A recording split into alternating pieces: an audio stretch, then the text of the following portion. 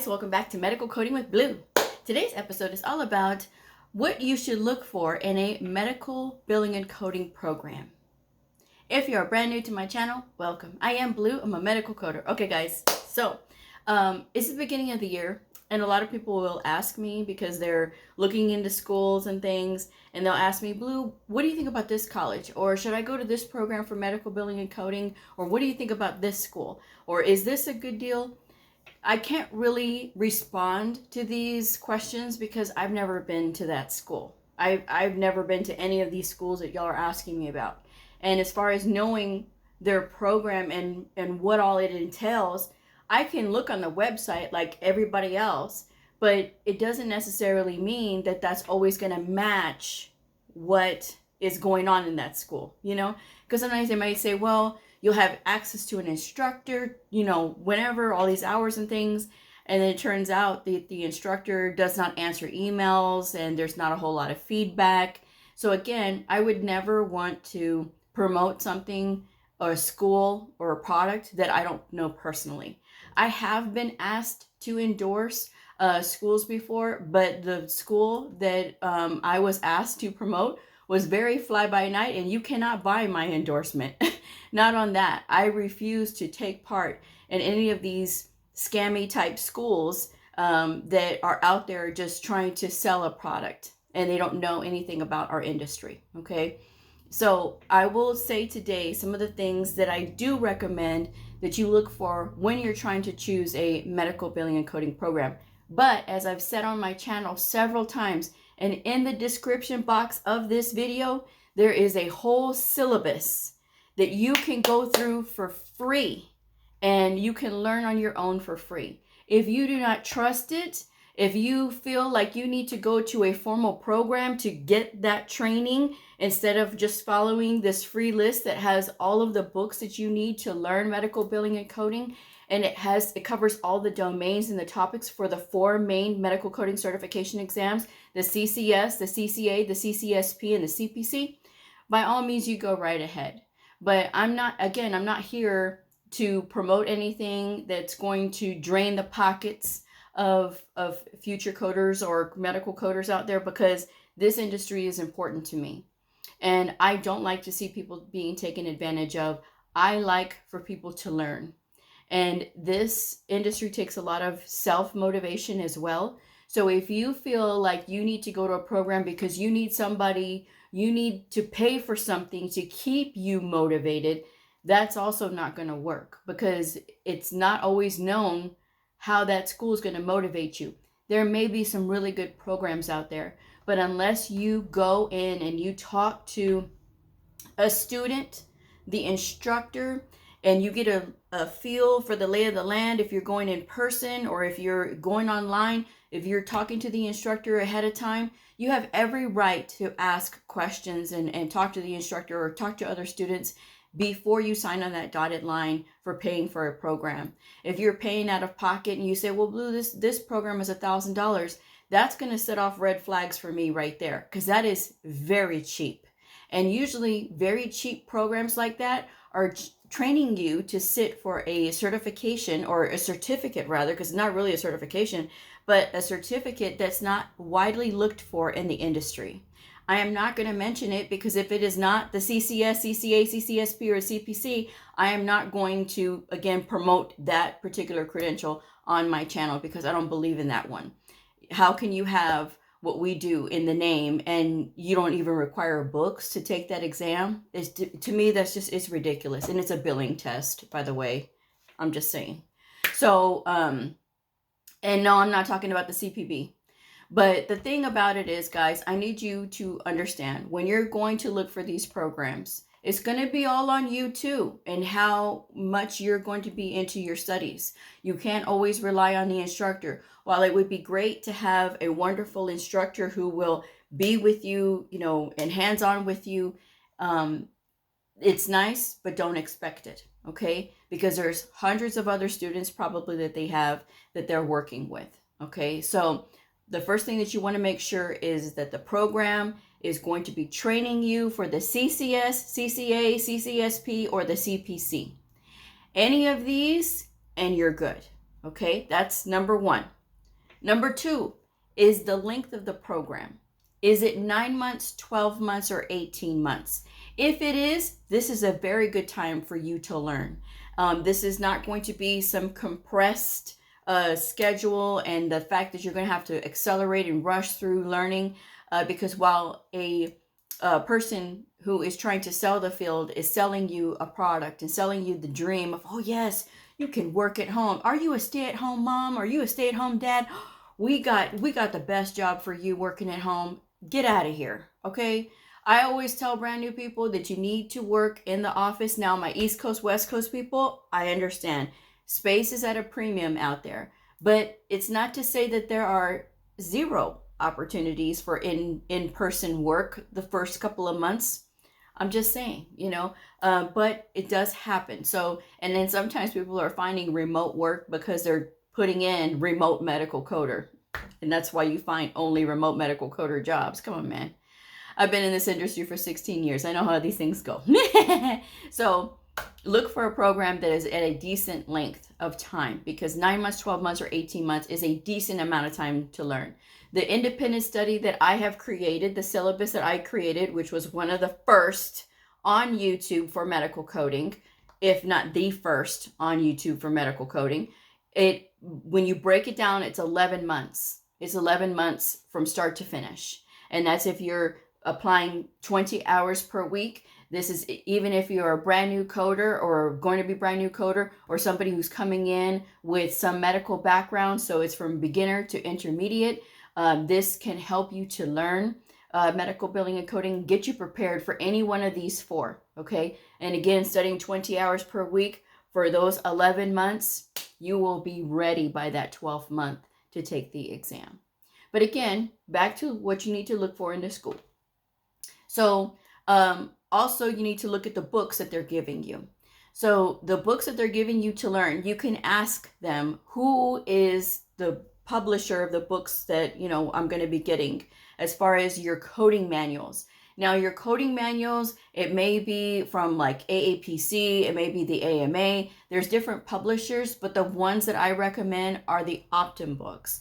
Optum coding for the ICD-10-CM, which is your diagnosis coding, your HCPCS, which is your durable medical equipment, and then of course there's the ICD-10-PCS, is also the spiral bound book. The one from Optum is the one I recommend. And then everybody has to have the AMA CPT Professional Edition. Now, obviously with your program, you'll probably get the AMA CPT Professional Edition, hopefully. But the other three, they may be books that you're getting from that particular program. If you want to spend a couple $100 extra bucks just to get good quality books as far as like your coding manuals, these three that I mentioned, right? And of course the AMA is the one everybody has to use, but the ones from Optum, all the tests allow you to have your choice of publisher when it comes to your diagnosis coding book, your inpatient procedure book, and then your HCPCS book. So Optum is on that approved list of publishers that you can use their books. So, but again, learning from good tools is going to help you to learn, because I've seen people who have other books, and when I'm doing a tutoring session with somebody and they're lost and I don't understand why they're lost, and I'm like, okay, walk me through how you're looking through it, and they're showing me their book, I'm confused. And I've been in it for 16 years. So I'm like, and so when they end up getting the Optum books, because they're like, you know what, I'm just going to go ahead and get the Optum books, they are able to learn a lot better. There's a lot more notes that are written throughout that book. There's at the beginning of every chapter in the ICD-10-CM expert for physicians. Okay. Sometimes the schools will use expert for hospitals. I prefer expert for physicians. Don't ask me what the difference is between the two, okay? I just know that with the expert for physicians that I have demonstrated countless times on my channel, that it is a very good book, and it's got all of these things in it as far as like at the beginning of every chapter, there is the guidelines for that specific chapter of the diagnosis book, right? And then it's got a question, and then it's got the answers, and then it's got the rationale. So you can actually go through and cover up those answers and the rationale. And you can actually look through each and every single chapter. You can look up the codes, and that's like applying coding for every single chapter specifically. So that way you know that, hey, this is an extra thing I can work on. Some there's 20, some there's 30 little scenarios, and it's fantastic. I really love it, and it's a great thing to practice with. And additionally, I get so excited. Additionally, with the Optum ICD-10-CM Expert for Physicians, they do have the appendixes. And so the appendixes will break down the first listed Z codes. I tell people all the time who struggle learning the Z codes, because those are for your, like, your history codes, for your encounter, and for other things, other details that we need to know. I tell people to look in the appendix, and you'll see the list of all of the first listed Z codes. When you look up the first listed Z codes, each and every single one of them that's there, that will put into your brain, okay, well, I know I need to look for encounter for, or I know that if this is a pre-op, I know I'm going to put that code first, that Z01818. And so that way you can start practicing that way. Things will start to get more familiar to you. And then, of course, they have the pharma section in there. It will give you the brand name, and then it'll give you the codes. So if you're seeing that in the documentation, that's a great place. You see how that goes? I don't know if these other publishers have that. I have not seen them have that specific thing like Optum has in their books. So if your school is giving you another publisher, you can always purchase another set of books on your own, and that way you can supplement your studies that way, okay? That's one great way. If their workbooks are bucks, I don't personally care for bucks, okay? I know that that's a popular book with the schools, but for me, when I look at bucks is written by somebody that knows the industry, but it's like they're speaking to people who already know how to code. That's the feeling that I get. So I think, like, when you're brand new and you're trying to learn, the specific workbooks that you're working with also affect how you learn.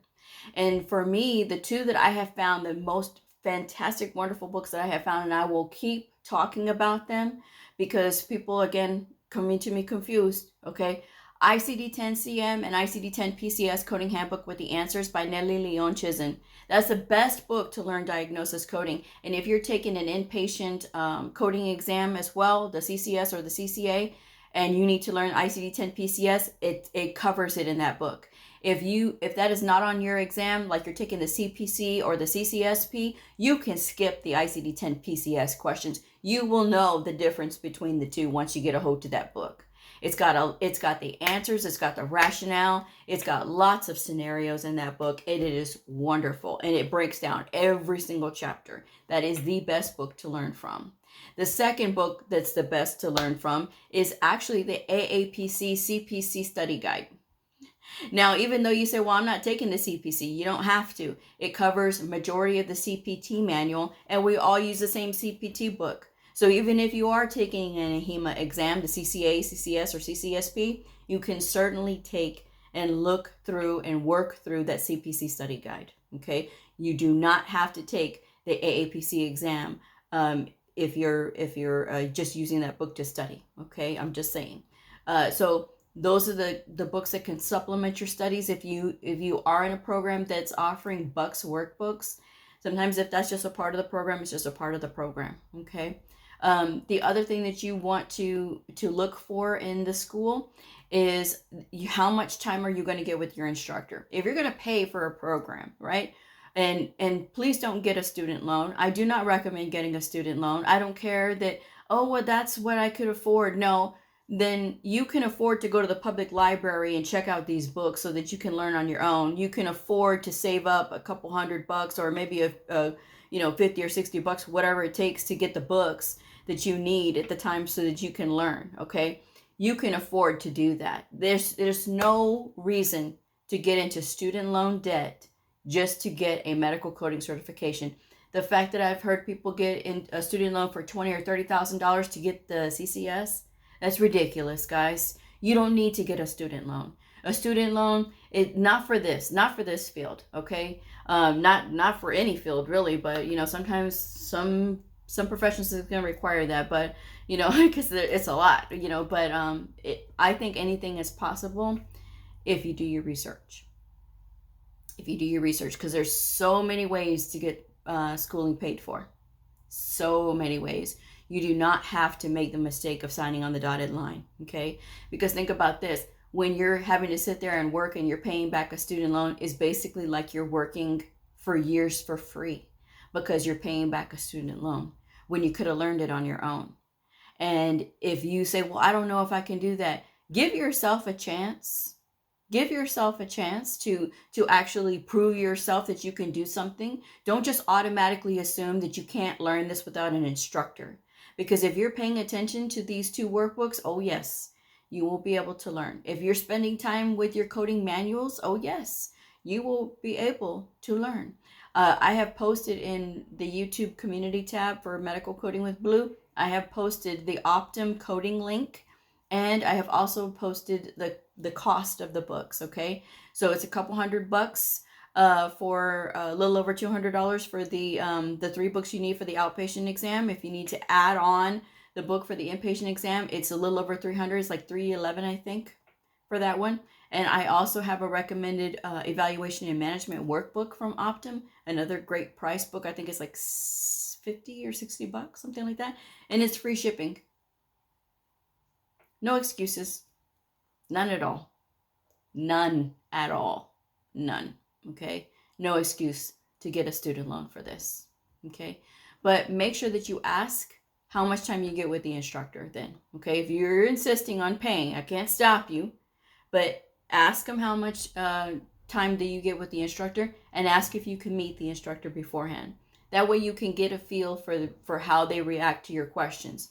When you go and you talk to that instructor, because they should allow you to talk to the instructor, ask them what their credentials are, okay? And if they say, oh, I have a degree credential, okay, RHIA, RHIT, okay, so what medical coding certification do you have? And if they say they don't have that or they don't need that, I would be looking for another school, because the RHIA and the RHIT, they have their degrees are really for our leaders. The RHITs, while they do a little bit more on the coding side, and coding is covered in the degree programs, but not to the degree that it would be if you're saying that you passed a medical coding certification exam. Okay, so if they don't have a medical coding certification exam, I would be looking for another school. Ideally, you want somebody who, if they have to have a degree, okay, fine. But you really want somebody who has a medical coding certification, okay? Ideally, the CCS, because that is the mastery, all right? Although there are some that have like CPCI, and I mean, that's all outpatient, and that's fine. It's fine. But the thing is, when you're looking at these instructors, you need to ask them also, when was the last time you were coding in the real world? This does make a difference, because there are some instructors that have not coded in the real world since ICD-10 began. And that's been since 2015, okay? It was officially implemented October 1, 2015. And so if they have not coded in ICD-10 and they're just basically proctoring from a book, no. Because again, you can learn on your own. You can learn that on your own. But if they say, well, you know, I still continue to work as, you know, I'm doing coding on the side and that kind of thing, and it's fairly recent or it's current, that's the instructor that you want, okay? Pay attention to how they respond and react to your questions. If they treat you like you're stupid, or you feel like you're stupid with them, that feeling is never going to go away. The instructor should always make you feel like, hey, we're here to support you, and this is what we do. This is what it looks like when I see your grades going down.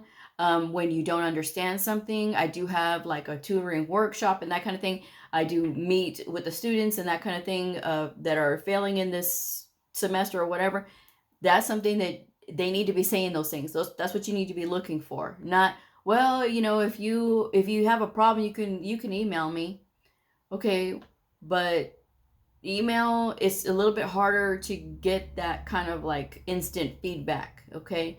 Because sometimes people who say, well, you know, you have email access to the instructor, and they never respond, or they take 2 to 3 weeks to respond, again, because they have hundreds of students sometimes, okay? So it really all depends. But that's another thing that you need to look at. You need to look at the class size, all right?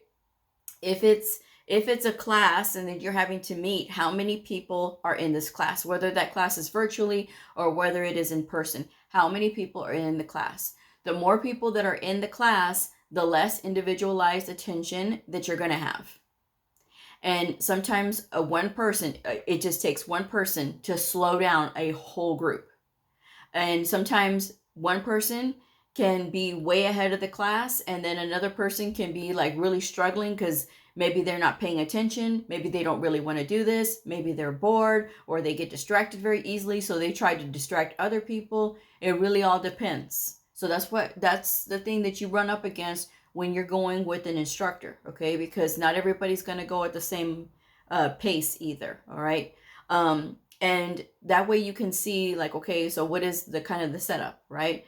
If you are having to work with other students, maybe that's part of the program, just ask them about that. If it's not, that's okay too.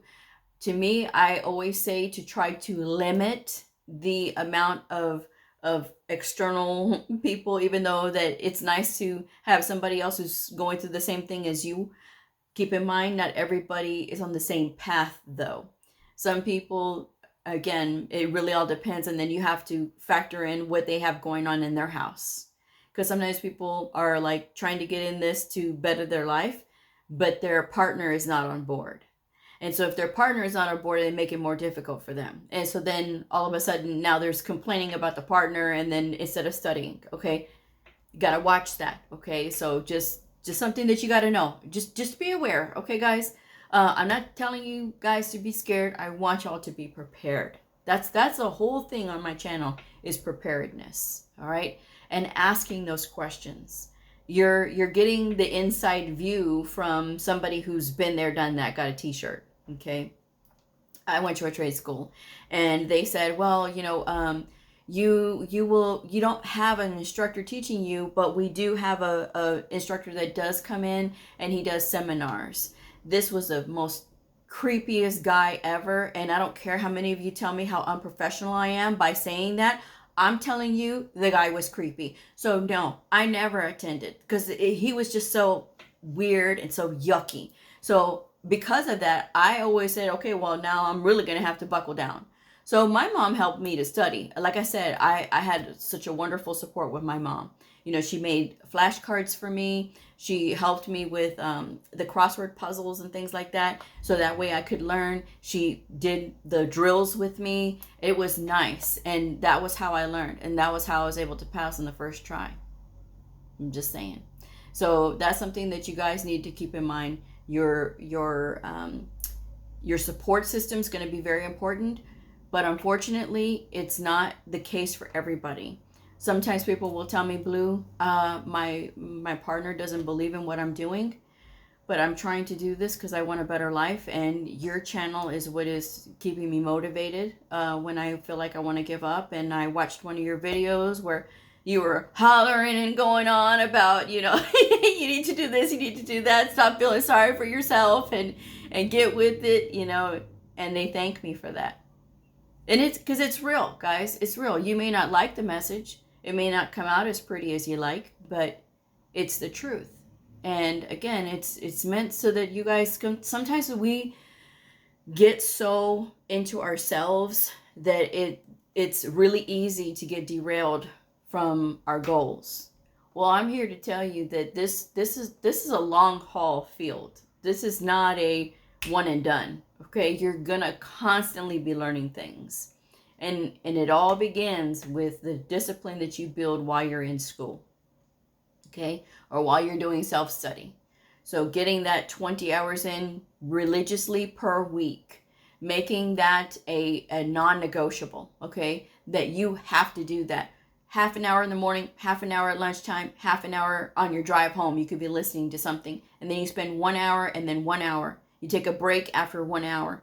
And then you're working through the workbooks, you're looking at these things. You do this 3.5 hours in one day. You do this 5 days a week, that's 17.5 hours. And then you have 2.5 hours on a Saturday or Sunday. Trust me, no one will miss you being that you're doing something for 1 hour or 30 minutes. No one will miss you. No one. okay? No one, because you can make that time. If it's important to you, you will make the time. All these people out here is saying, oh, I don't have time. It's the same people that you see on Instagram, TikTok, Facebook, LinkedIn, all these places, and you see them. All I'm telling you guys is that you can make do with your time what you need to. It's not always going to be the most fun thing in the world, okay? There's going to be some pain points, but that's all a part of growing, okay? That's your growth right there. If you're not growing, you're going to stay in the same boat, and that is so scary because of thinking all the things that you're going to miss out on, okay? So talk to the teacher, try to talk to one of the students and see how they feel, how they like it, and then make the decision. No one can make the decision but you. But again, to me, you don't need to get a student loan, okay? But if you're going to pay for it, at least pay for it out of pocket, or get into like the WIOA program if you qualify. That's the Workforce Innovation and Opportunity Act. They have funds that will help you to go back to school. That was how I got my schooling paid for. And so there's money out there for this, guys, okay? But I'm telling you now, you can learn for free. All of that information's in the description box, so that way you can use it or supplement it. If you're finding this video too late and you say, well, Blue, I already signed up for a program and it's really short, it's 4 months, okay? Well, then supplement with what I have in the description box. That way you can make it, okay? You don't have to give up. You don't have to feel discouraged just because you made a mistake. You didn't know. Now you know, okay? So that's my advice anyway. But I will say this in closing.